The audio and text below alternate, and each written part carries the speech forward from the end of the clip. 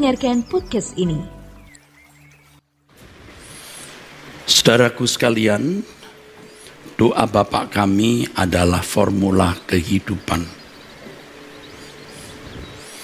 Dari kalimat pertama Bapa kami yang di surga, sampai kalimat terakhir sebelum kalimat karena Engkaulah. Di situ kita dituntun oleh kebenaran yang termuat dalam doa Bapa kami, agar kita hidup di dalamnya. Dan kalimat karena Engkaulah yang empunya kerajaan, kuasa dan kemuliaan. Kata karena menunjukkan bahwa kalimat ini menjadi alasan mengapa doa Bapa kami diselenggarakan dalam hidup. Doa Bapa kami adalah formula kehidupan. Bukan hanya diucapkan tetapi harus digelar. Dan landasannya adalah karena Engkaulah yang empunya kerajaan, kuasa dan kemuliaan. Jadi karena Bapa yang mempunyai kerajaan, kuasa dan kemuliaan, maka inilah yang menjadi alasan mengapa kita menggelar hidup sesuai dengan format dalam doa Bapa kami. Saudaraku sekalian, pernyataan Engkaulah yang empunya kerajaan itu pernyataan deklaratif,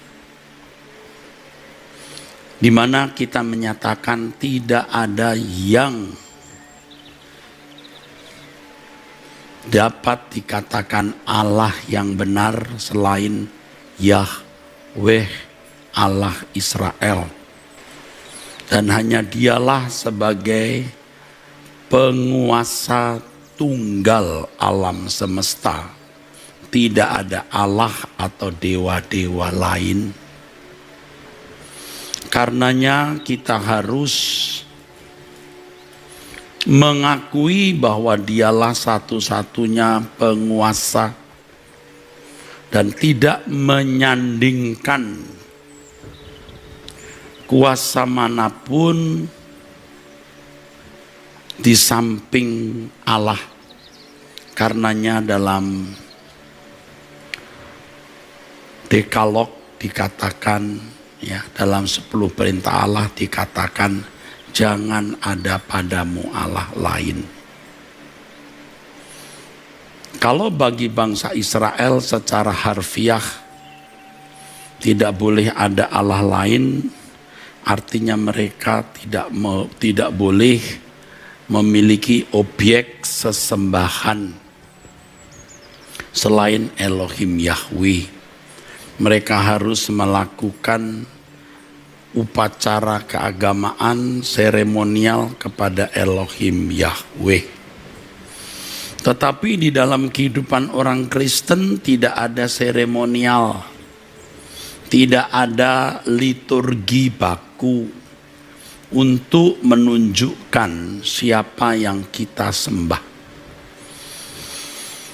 Di dalam kekristenan, penyembahan adalah di dalam roh dan kebenaran. Jadi saudaraku, liturgi gereja bukanlah tanda bahwa kita telah menyembah Allah sebagai satu-satunya sesembahan. Kalau bagi bangsa Israel, dari seremonial atau ritual atau upacara keagamaan akan menandai siapa Allah yang mereka sembah. Sebab seremonial itulah cara mereka menyembah sesembahan, yaitu Yahweh Allah Israel. Tetapi di dalam kekristenan, penyembahan itu di dalam roh dan kebenaran. Liturgi gereja tidak bisa menjadi tanda bahwa orang Kristen sudah menyembah Allah sebagai satu-satunya sesembahan.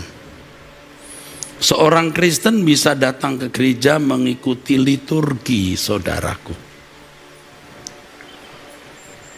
Tetapi di dalam kehidupan setiap hari, bukan tidak mungkin mereka menaruh sesuatu sebagai yang dihargai, yang memikat hati, yang menarik perhatian, yang menyita perasaan. Jadi kalau Tuhan mengatakan kamu tak dapat mengabdi kepada dua Tuhan, itu tidak cukup dijawab dengan pergi ke gereja dan menyembah Allah Bapa dan Tuhan Yesus. Tidak cukup. Saya ulangi, kalau bangsa Israel menyembah Allah dalam bentuk seremonial atau liturgi atau upacara agama, hal itu sudah menunjukkan siapa objek sesembahan mereka. Cukup.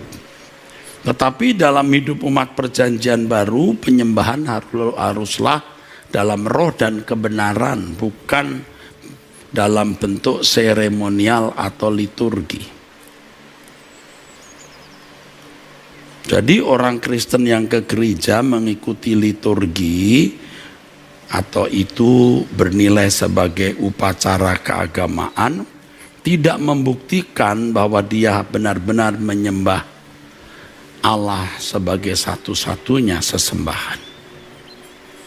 Sebab kalau dalam kehidupan setiap hari, hatinya terikat, terpikat, tertarik, tertambat kepada sesuatu, sesuatu itulah sesembahannya. Dan faktanya, saudaraku, banyak orang Kristen yang ke gereja hanya karena menjadikan sesuatu itu objek sesembahan. Sehingga Allah hanya menjadi sarana untuk memperoleh apa yang dia pandang sebagai bernilai atau berharga, yaitu dunia ini, saudara. Mengatakan ini bukan berarti saudara tidak boleh ke gereja, bukan berarti berliturgi itu salah. Tetapi kalau liturgi gereja tidak mewakili kehidupan atau warna hidup yang dijalani setiap hari, itu malah merupakan kemunafikan, saudara. Merupakan kemunafikan. Ya. Jika hidup kita sehari-hari benar-benar menjadikan Allah sebagai raja kita, majikan kita, maka liturgi kita itu baru benar, saudaraku. Penyembahan kita baru benar. Jadi kalau orang berkata, ku sembah kau ya Allahku, kata menyembah, proskuneo, artinya memberi nilai tinggi, itu telah diterjemahkan, diwujudkan dalam hidup setiap hari. Jadi liturginya benar. Liturgi itu merupakan pengakuan atau kredo dari apa yang dijalani setiap hari. Tetapi kalau dalam kehidupan setiap hari tidak memberi nilai yang patut kepada Allah, maka liturgi yang dilakukan itu malah menjadi dosa, munafik, saudaraku. Ya, saya harap saudara mengerti apa yang saya katakan ini.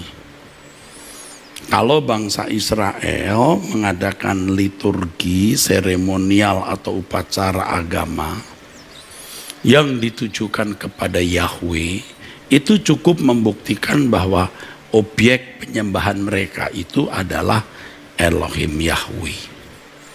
Mereka mengakui Allah sebagai yang mempunyai kerajaan, kuasa, dan kemuliaan.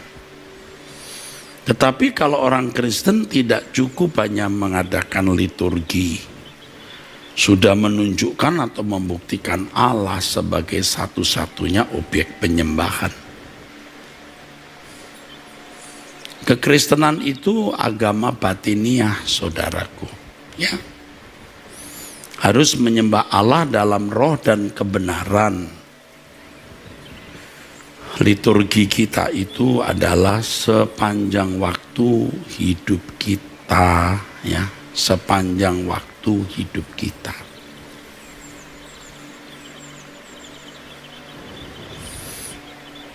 Saya harap saudara mengerti.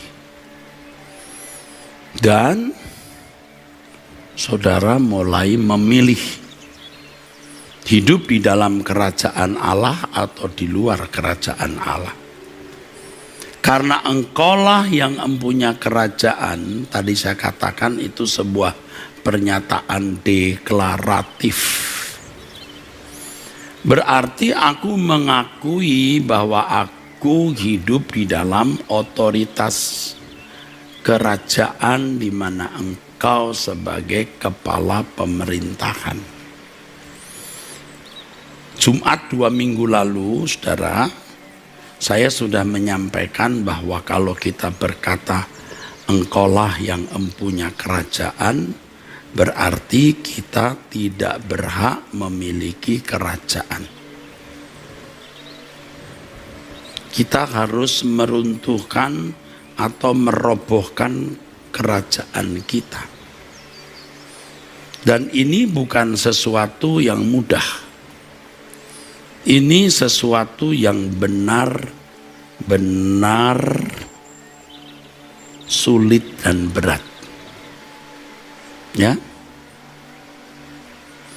Dalam perang konvensional di abad-abad sebelum abad modern, cara perangnya juga masih konvensional, saudara. Belum ada pesawat terbang, ya, belum ada rudal, apalagi drone, belum ada. Menaklukkan suatu kerajaan itu bisa berminggu-minggu, berbulan-bulan, bahkan bertahun-tahun.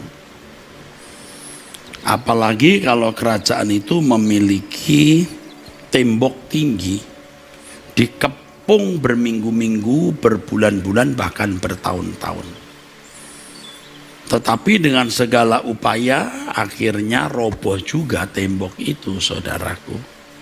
Bisa roboh juga tembok itu.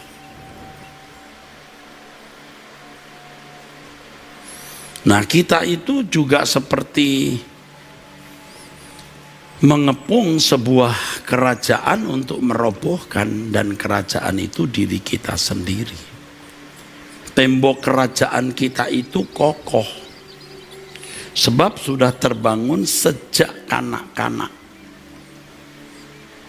Sementara kita belajar kebenaran, mengenal kebenaran, tetapi kita sendiri tidak mau menaklukkan diri. Mulut bisa mengatakan, Tuhan ambil hidupku, akan hormat bagimu. Mulut bisa mengatakan tubuh, nyawaku, roh dan jiwaku kuserahkan. Tetapi kenyataan hidup setiap hari kita enggan menyerahkannya. Saya katakan ini benar, sulit sekali merobohkan tembok kerajaan kita sendiri. Kalau saudara memandang itu bukan masalah, kemungkinan besar saudara ada di dalam tawanan. Kecuali saudara sudah melakukan proses penyangkalan diri, kematian daging selama bertahun-tahun. Ya, kalau tidak, saudara sebenarnya masih memiliki kerajaan sendiri. Yang menyedihkan, saudaraku, Kalau pembicara-pembicara di mimbar, teolog-teolog yang mengaku sebagai narasumber kebenaran, cakap berbicara tetapi tembok kerajaannya sendiri masih sangat kokoh. Ia melakukan semua itu sebenarnya karena ia mau mengibarkan bendera kerajaannya sendiri, bukan kerajaan Allah. Kalimat datanglah kerajaanmu itu dipahami dengan sangat dangkal dan tidak jelas, saudaraku. Mungkin maksud kalimat datanglah kerajaanmu, ya silahkan Tuhan kerajaanmu datang nanti atau kapan saja. Tetapi orang Kristen, orang percaya yang benar, yang memahami kebenaran, datanglah kerajaanmu itu sekarang dalam hidupku. Dan aku harus merobohkan tembok kerajaanku. Harus menjadi puing dan rata agar kerajaanmu tegak berdiri di dalam hidupku. Dan itu berat sekali. Itu sukar sekali. Saudara harus berjuang, ya. Ketika kerajaanmu roboh, maka prinsip hidupmu hanya selalu bukan kehendakku yang jadi, Bapa, kehendakmu lah. Kalau tembok kerajaanmu sendiri roboh, maka prinsip hidupmu hanyalah makan, minum, atau melakukan sesuatu yang lain untuk kemuliaan Allah. Itu baru benar. Itu baru benar. Saudaraku, kalau tembok kerajaan kita sendiri roboh, barulah kita bisa mengatakan kepentinganku hanya dirimu, melayani perasaan Bapa. Dan di matamu aku istimewa.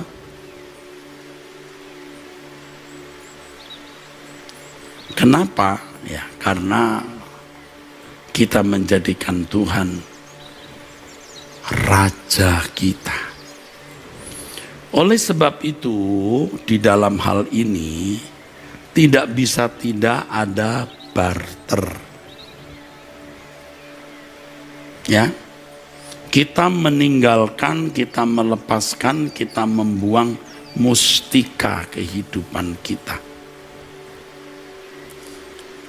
Tahta hidup kita itu mustika. Itu permata. Kita harus tinggalkan, kita harus tanggalkan.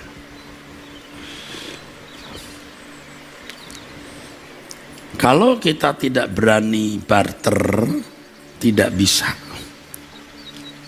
Jangan kita berharap dua kerajaan itu terbangun di dalam hidup kita.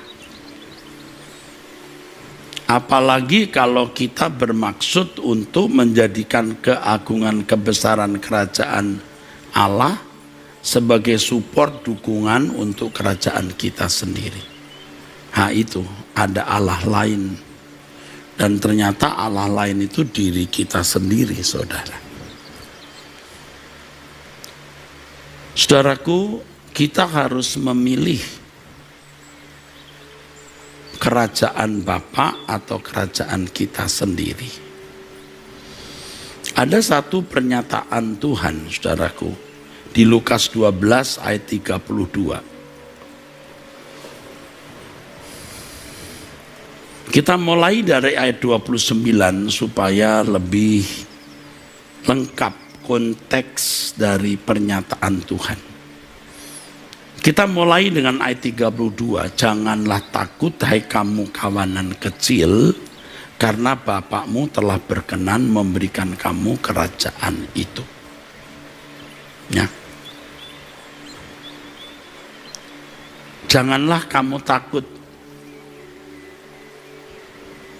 Kalimat ini, maksud saya kalimat janganlah takut itu jelas mengisyaratkan ada perasaan takut, ragu-ragu, ya, di dalam hati. Mengapa? Kita mesti membaca ayat sebelumnya. Janganlah kamu mempersoalkan apa yang akan kamu makan atau apa yang akan kamu minum. Janganlah cemas hatimu.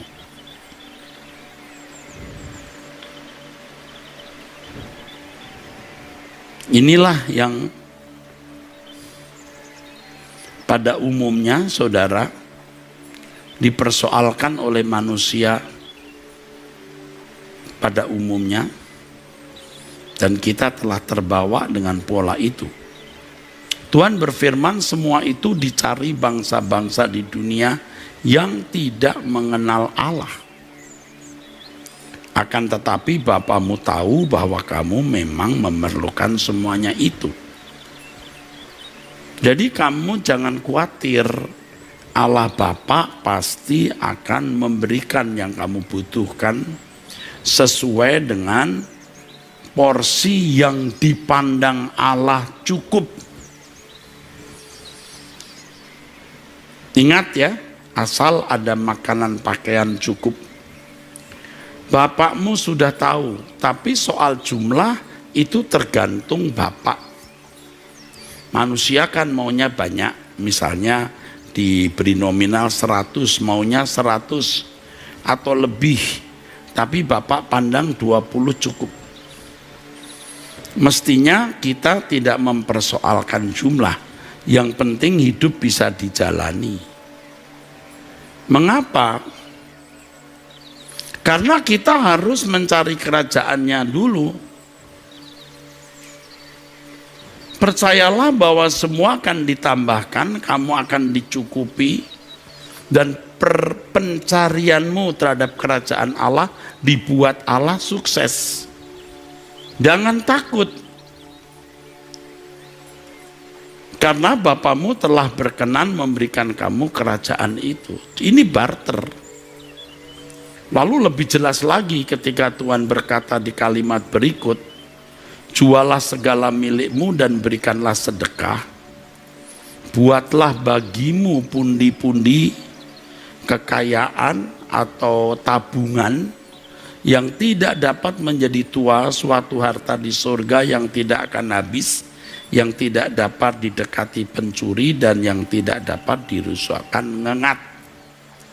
Kalau percaya ada kerajaan surga, kalau saudara percaya surga itu sebuah realitas, bukan sekedar suasana, tapi kehidupan, di mana upah juga merupakan realitas, jumlah realitas. Kalau dikatakan kumpulkan, ini kan sebuah akumulasi, saudaraku. Kumpulkan harta di surga, bukan di bumi, ya. Itu akumulasi. Ada yang banyak, kan akumulasinya tekun, intensif, rajin. Ada yang sedikit. Karena di mana hartamu berada, di situ juga hatimu berada. Saya sendiri kadang-kadang takut, saudara. Takut kalau saya bisa kurang tekun, jadi lemah. Saya kadang-kadang takut kalau fokus saya mulai bergeser atau bisa bergeser. Karenanya kita harus menetapkan hati bahwa harta kita bukan di bumi, harta kita di surga. Kalau malam hari setelah berdoa ya saudara, itu di suasana yang hening ya tengah malam, saya merasakan satu gairah yang kuat untuk rasanya mau pulang ke surga, dan aku memiliki harta di situ, dan aku melepaskan semua yang kumiliki untuk pekerjaan Tuhan. Apapun yang saya miliki, ya, dan tidak perlu pamer-pamer. Nanti kita lihat saja di surga apakah kita materialistis atau tidak, kita memanfaatkan uang gereja atau tidak, kita memeras uang jemaat atau tidak, nanti akan terbuka semua. Sebenarnya hari ini juga bisa dilihat, pegawai bank juga bisa tahu apakah ada uang gereja masuk ke rekening kita, atau rekening kita masuk uang dimasuk gereja. Kita tidak bisa menipu, saudaraku. Sebenarnya tidak bisa menipu, ya, tapi tidak perlu kita membuktikannya. Nanti kita jadi konyol, ya, tidak bermartabat, ya. Tidak perlu. Nah, kalau malam hari waktu kita berdoa, rasanya surga begitu dekat. Saya takut kalau besok bangun pagi lewati hari, lalu gairah yang menyengat hati, ya, membara di hati itu jadi pudar atau kurang, itu bisa. Dan memang faktanya begitu. Begitu matahari terbit, besoknya melewati hari dengan 1001 masalah, situasi berubah, itu atmosfer jiwa kita bisa berubah. Nah, kita belajar untuk menjaga hati, terus menjaga hati, menjaga hati. Nah, di sini dibutuhkan keberanian untuk barter. Ketika saya mempersiapkan khotbah ini atau pendalaman Alkitab ini, saudara, ya, dalam tema besar doa Bapa kami sampai kalimat karena Engkaulah yang empunya kerajaan, dan seterusnya. Entah bagaimana fokus saya tertuju pada Adam dan Hawa. Karena saya dari kecil sekolah minggu, saya mendengar kisah Adam dan Hawa itu berulang-ulang, saudara. Dari kecil sekolah minggu.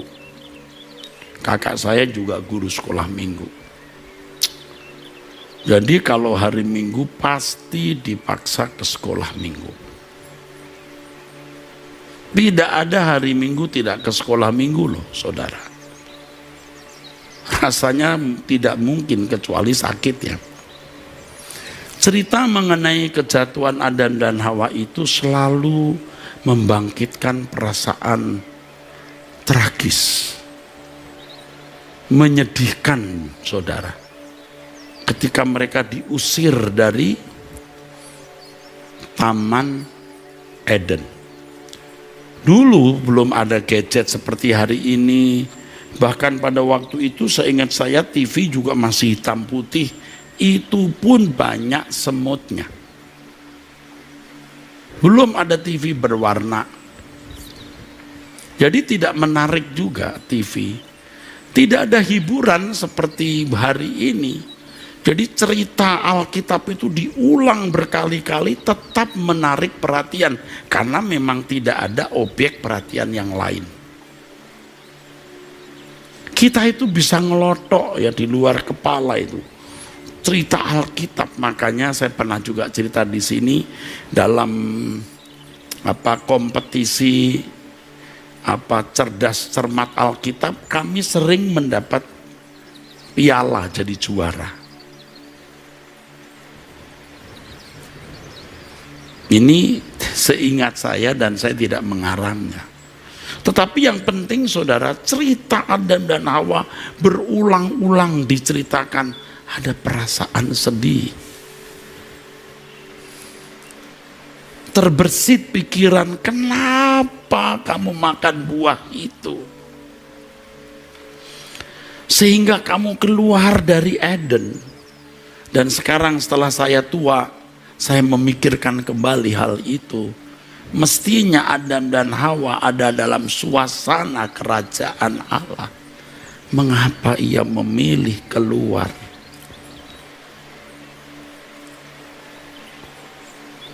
Ada beberapa kisah tragis yang lain seperti kematian Habil oleh Kain. Tapi juga ada perasaan tragis, kisah mengenai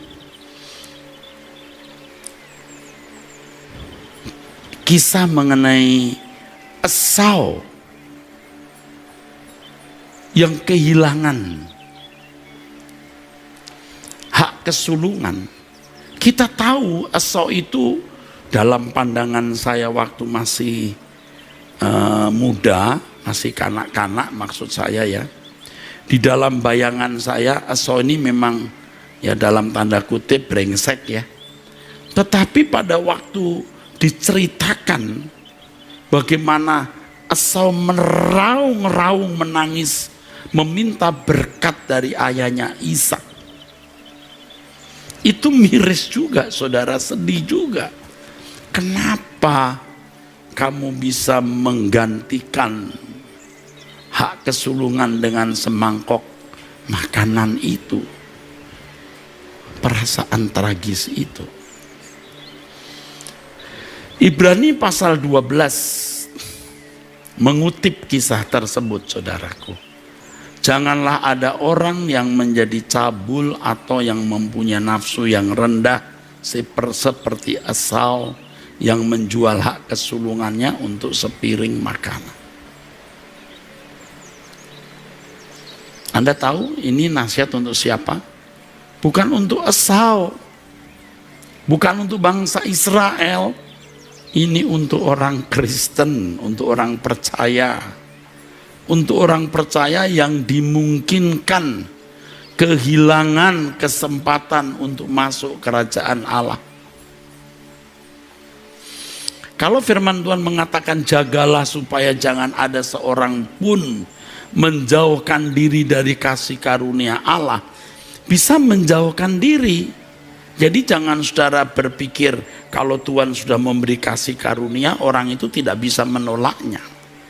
Itu berarti kalau orang tidak ditentukan menerima kasih karunia, tidak akan bisa menerima. Alkitab mengatakan jangan kamu menjauhkan diri. Berarti bisa.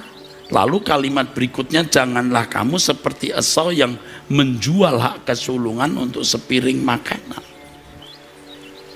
Sebab kamu tahu bahwa kemudian ketika ia hendak menerima berkat itu, ia ditolak. Sebab ia tidak beroleh kesempatan untuk memperbaiki kesalahannya. Sekalipun ia mencarinya dengan mencucurkan air mata. Ini juga salah satu kisah yang termasuk tragis dari kisah-kisah yang pernah diceritakan guru-guru sekolah minggu saya dulu, saudaraku. Tragis. Dan ini pelajaran untuk kita.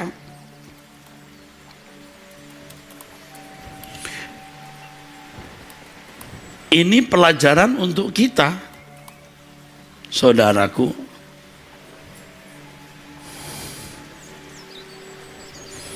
Ini pelajaran untuk kita agar kita, saudara, tidak melakukan apa yang Esau lakukan. Kita memiliki karunia sulung roh seperti yang dikatakan dalam Roma pasal 8. Menjadi anak-anak Allah yang mewarisi kerajaan surga. Jangan takut. Kamu barter, kamu meninggalkan cara hidup wajar anak dunia. Nah, kisah tragis lain, saudaraku, selain anak sulung dan anak bungsu yang terhilang ya, ada kisah lain yang juga menyedihkan mengenai 5 gadis bijaksana dan 5 gadis yang bodoh. Itu juga kisah yang juga memuat ketragisan kalau kita mendengarnya. Bagaimana 5 gadis bodoh yang tidak memiliki persediaan minyak, waktu pergi mencari minyak karena mempelai sudah datang, dan ketika dia datang pintu sudah tertutup. Jika saya tidak salah ingat, kisah itu bisa kita bawa sementara kita pulang ke rumah. Bahkan kadang-kadang di pembaringan pun masih syut terbersit. Lalu kita memiliki imajinasi. Tragis. Saya sempat bicara, dan ini saya kira benar. Kalau sampai saya kemudian hari bertobat ketika menjelang remaja, bukan tidak mungkin karena saya telah dibekali dengan kebenaran-kebenaran firman. Lagu-lagu di dalam dunia ada dua jalan, yang lebar itu menuju api gitu saudara, lebar dan sempit. Yang lebar itu api, jiwamu mati, tapi sempit hidup bahagia. Itu sudah mengakar, mencengkeram jiwa, sehingga pada situasi-situasi tertentu kita ingat. Maka betapa pentingnya cerita pelayanan kepada anak-anak sekolah minggu. Saya berharap agar mahasiswa Sekolah Tinggi Teologi Ekumene jurusan PAK, Pendidikan Agama Kristen, PAUD, Pendidikan Anak Usia Dini, memiliki hati yang serius, ya, melengkapi anak-anak dengan kebenaran, dan hal itu akan menjadi pemicu sebuah pencerahan ketika anak-anak mulai remaja, pemuda, dan bukan tidak mungkin benih firman itu mentobatkan anak-anak tersebut pada waktu ada dalam masa kepicikan. Nah, kembali kepada 5 gadis bodoh, 5 gadis bijaksana. Itu juga memuat ketragisan. Jadi kalau saya katakan tragis, itu perasaan subjektif saya mungkin. Tapi saya kira tidak sedikit orang-orang Kristen dari kecil yang memiliki keadaan sama seperti saya bisa merasakan sentuhan itu. Kesempatan yang diberikan Tuhan tidak digunakan. Mengapa tidak menyiapkan minyak? Jangan seperti Esau yang dikatakan dalam firman Tuhan, walaupun dengan air mata dia tidak mendapat kesempatan lagi. Itu tragis. Sementara seseorang menunda melakukan barter, hidup di dalam kerajaan Allah, hatinya mengeras, membatu, sampai tidak memiliki kesempatan lagi untuk berubah. Ini bukan hanya untuk mereka yang ada di luar gereja. Ini juga untuk saudara yang ada dalam gereja, aktivis gereja, pendeta, bahkan teolog. Tolong saudara sadar bahwa pengetahuan teologi yang saudara miliki itu tidak otomatis membuat saudara menjadi anggota keluarga kerajaan. Kalau saudara masih mengeraskan hati, ya tidak masalah, itu resiko saudara sendiri. Kita harus menghayati pemerintahan kerajaan Allah dengan cara merobohkan tembok kerajaan kita. Sehingga Allah itu bukan hanya objek riset, bukan hanya objek penelitian, bahan diskusi, tetapi pribadi yang kita temui, kita alami, karena dia Allah yang hidup sebagai Raja kita. Jadi kalau kita berkata datanglah kerajaanmu, itu tidak main-main, berarti aku tidak boleh menghadirkan kerajaanku sendiri. Jadi ketika saudara menyanyi Bapa kami yang di surga, dipermuliakan namamu, datanglah kerajaanmu. Waduh, itu resikonya seluruh hidupmu harus betul-betul dipecahkan. Tetapi iblis tidak suka saudara sampai titik berani barter, dan merobohkan tembok. Iblis akan membantu saudara untuk tetap mengokohkan tembok itu, membantu kedaginganmu, membantu manusia lamamu, memperkuat monstermu, supaya tembok itu jangan dirobohkan. Tetapi kita bisa berkata bahwa hidupku milikku, bukan milik siapa-siapa. Bahkan Allah pun tidak memaksa saya untuk menyerahkan hidupku kepadanya.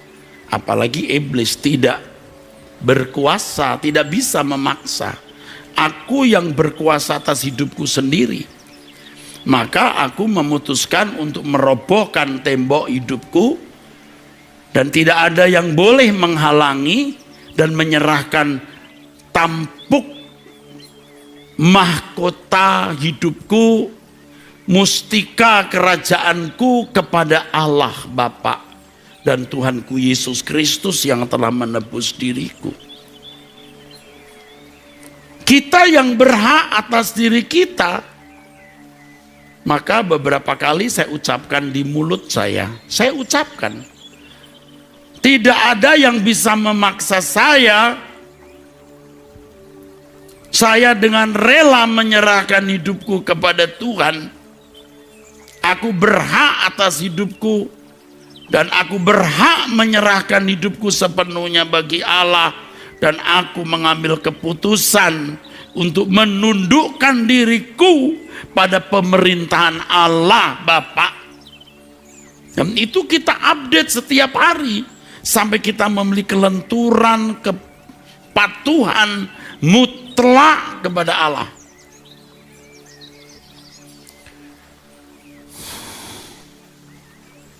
Memang setan itu cerdik, saudaraku. Waduh, cerdik. Di dalam diri kita bisa muncul berbagai alasan-alasan. Buat ini, buat itu, tidak salah kok. Tapi sebenarnya itu kelicikan setan. Supaya kita tidak menyerahkan hidup kita kepada Allah. Licik, saudaraku. Kadang-kadang orang-orang cerdas, dia juga bisa meliciki dirinya sendiri. Alkitab juga berkata kok, hati itu licik, lebih licik dari segala sesuatu. Makanya saudaraku, dalam kegentaran saya berkata, jagaku ya Bapa, lindungi aku. Kita gentar agar ku dapat tidak bercela di hadapan-Mu. Ketika kita hidup bercela, kita itu sebenarnya menolak hidup dalam pemerintahan Allah. Anda tidak bisa berkata, aku menerima kok pemerintahan Allah, aku mengakui datanglah kerajaan-Mu, tapi engkau hidup bercela. Nggak boleh. Nggak bisa, saudaraku. Orang yang hidup bercela itu orang yang tidak tunduk pada pemerintahan Allah.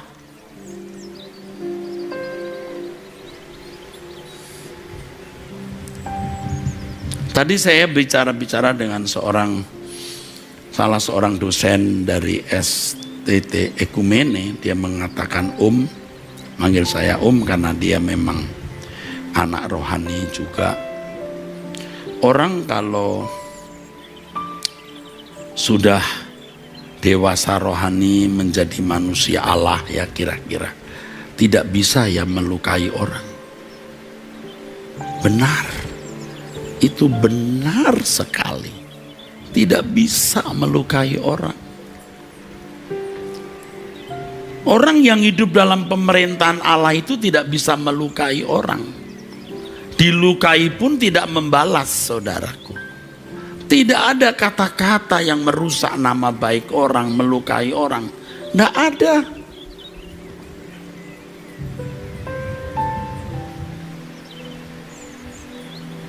Kalau saudara memiliki satu pengajaran yang berbeda, itu bisa. Kalau tidak begini salah. Tapi kalau sampai menyebut nama lalu menilai, pasti bukan dari Allah. Pasti. Karena kalau orang menyerahkan pemerintahan hidupnya kepada Allah, itu tidak bisa melukai orang. Dia akan takut, saudara, berbuat dosa itu takut, saudara.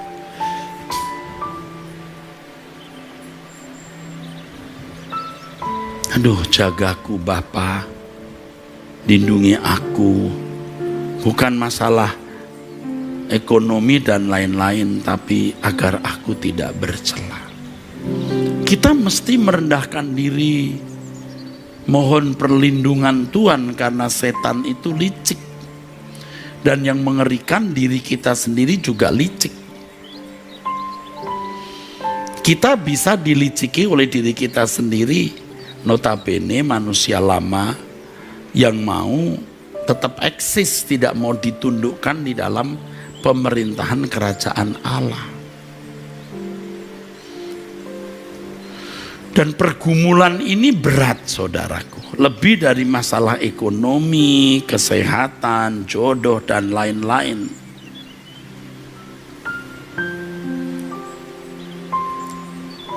Jadi kita dengan rendah hati berkata, pegang tanganku ya Bapa, supaya sampai akhir hayatku di hadapanmu, aku berkenan.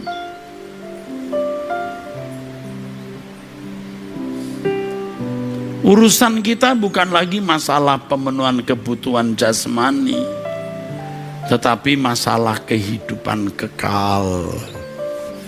Siapa yang hidup dalam pemerintahan Allah hari ini, itu akan tetap hidup dalam pemerintahan Allah di dunia yang akan datang. Kalau saya mengajak saudara berkemas-kemas, itu artinya ya meninggalkan dunia. Ya, seperti Lot meninggalkan Sodom Gomora, jangan menoleh ke belakang. Pasti di antara saudara adalah orang-orang yang sebenarnya belum merobohkan tembok-tembok kerajaanmu, sehingga engkau belum memiliki kerajaan surga. Harus ada barter. Untuk itu kita mau memilih Tuhan, kita mau bertobat. Dan inilah kesempatan kita merendahkan diri untuk memilih kerajaan surga. Tinggalkan dunia. Kalau kita berumah tangga, kita bekerja, kita bisnis, kita melakukan segala kegiatan, kita melakukan semua sebagai persiapan untuk pulang ke surga. Ingat, orang yang hidup dalam pemerintahan Allah hari inilah yang akan tetap hidup di dalam kerajaan surga. Orang yang hidup dalam pemerintahan Allah, orang yang tidak melukai sesama dan hidup suci. Amin.